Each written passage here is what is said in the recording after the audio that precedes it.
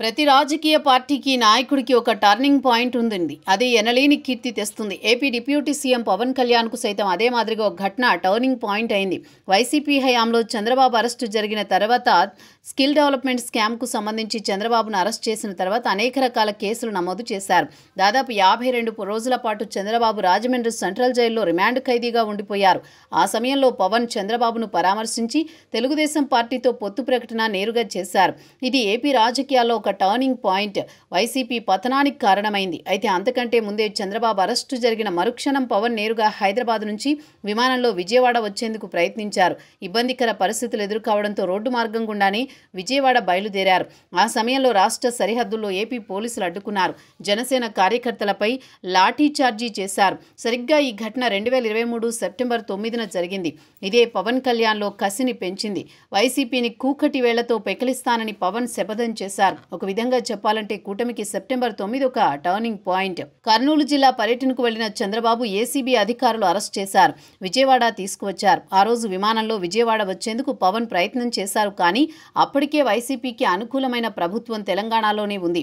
అందుకే విమానంలో వచ్చేందుకు పవన్కు అనుమతి ఇవ్వలేదు. మమ్మల్ని ఎవర్రా ఆపేది అంటూ పవన్ రోడ్డు మార్గంలో విజయవాడ బయలుదేరారు. భారీ కాన్వాయ్తో విజయవాడ చేరుకునే క్రమంలో ఏపీ తెలంగాణ సరిహద్దుల్లో ఏపీ పోలీసులు పవన్ కళ్యాణ్ను అడ్డుకున్నారు.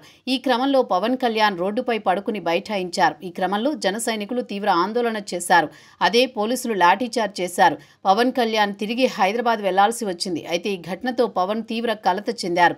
వైసీపీని ఓడించేందుకు టీడీపీతో పొత్తు పెట్టుకునేందుకు సిద్ధపడ్డారు. తర్వాత నేరుగా రాజమండ్రి సెంట్రల్ జైలుకు వెళ్లి చంద్రబాబును కలిసి టీడీపీతో పొత్తు ప్రకటించారు. బీజేపీని సైతం ఒప్పించి కూటమిలో చేరేలా చేశారు.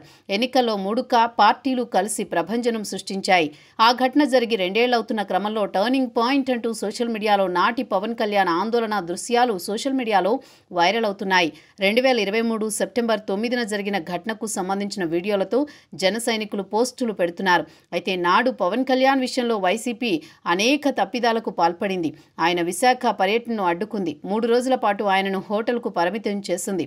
విశాఖ ఎయిర్పోర్ట్లో అయితే జన సైనికులకు అప్పటి మంత్రులు కవ్వింపు చర్యలకు దిగారు. దీంతో వివాదం చోటు చేసుకుంది. జన సైనికులపై కేసులు నమోదయ్యాయి. చివరకు సామాన్య మహిళలపై సైతం కేసులు నమోదు చేశారు. అప్పటి వైసీపీ పూర్తి వ్యతిరేకతతో ఉన్నారు పవన్.